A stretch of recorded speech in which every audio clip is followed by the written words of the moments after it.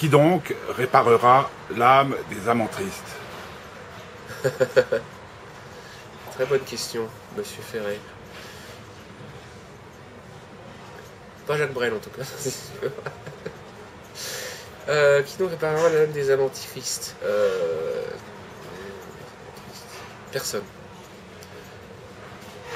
Tati?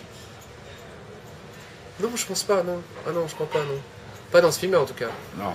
Non, c'est le cas de le dire. Non, non, pas dans ce film-là. Mais non, parce qu'il n'y a pas de, Il s'échappe toujours des relations, Tati, en fait, dans ces films. Même dans les hulots, il y a toujours des femmes dans les hulots. Mais il y a une... Voilà, il y a une... En fait, ils n'ont pas le temps d'être tristes dans les films de Hulot. Ils n'ont même pas le temps d'être amants, en fait. Est-ce que, selon vous, il peut y avoir amour sans mensonge?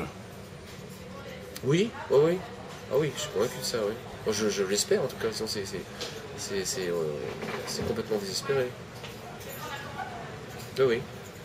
Et puis, le fait de faire un métier comme le vôtre et d'y réussir, pour vous, c'est comme l'accomplissement d'une quête. Vous avez trouvé déjà votre Graal ou il est encore à conquérir?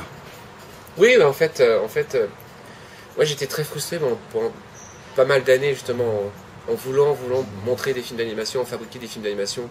Moi j'ai toujours cru en l'animation et j'étais à une époque, on n'était pas beaucoup à y croire et les producteurs ils croyaient pas du tout aussi à l'animation, c'était pour les enfants.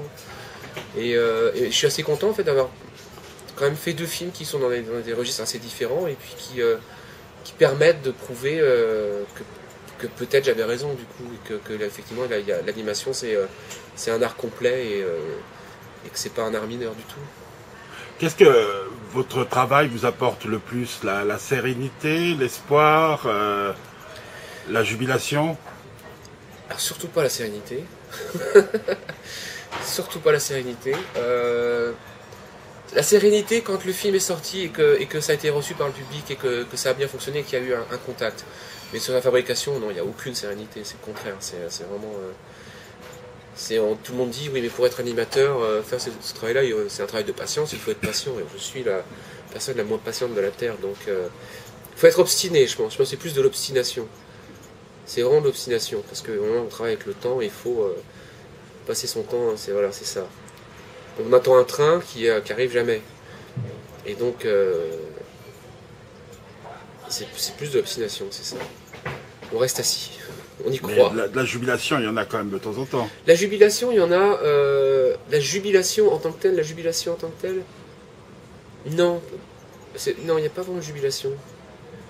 Ça dure trop longtemps pour quelque chose de jubilatoire. Mais pour que vous continuiez, c'est bien qu'il y a quelque chose...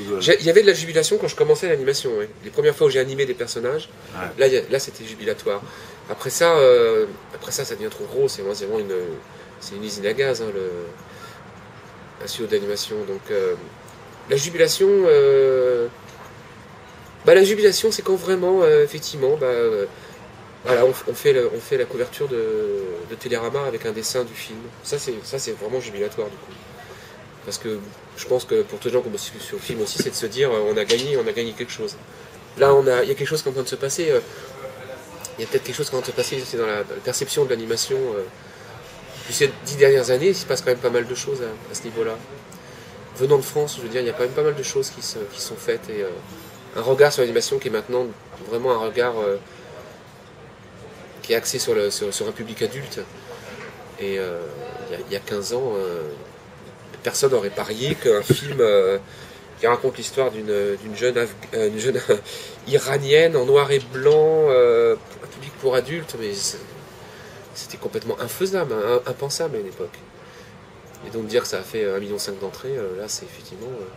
Et il y a le public en fait, le public est là maintenant, le public est né. Je pense que l'animation était toujours là, mais le public capable de recevoir ça, ou un public adulte capable d'aller voir des films d'animation sans avoir honte, sans mettre un sac poubelle sur la tête, c'est récent ça, c'est des générations, je pense que ça a commencé avec ma génération, et maintenant c'est quelque chose de courant, oui, effectivement, et ce que j'essaie de faire moi c'est de dire voilà, on fait des films, qu'importe la technique peut-être arriver à un moment donné de dire voilà, bon, l'illusionniste c'est un film, c'est fait en animation, mais c'est pas ça l'important. Il n'y a pas ce côté, comment dire, on met pas en avant la technique. Contrairement à certains studios américains qui mettent en avant une technique révolutionnaire qu'est la 3D, et où à un moment donné, c'était quand même ça le sujet. C'était voilà, c'est la technique, c'est la nouveauté, c'est ça l'avenir, voilà. Cette projection vers l'avenir avec la technique. Je pense que nous, on parle toujours du bon vieux cinéma, et puis la technique, du moment qu'elle gêne pas La narration. la narration, technique, ça peut être n'importe quoi. Hein.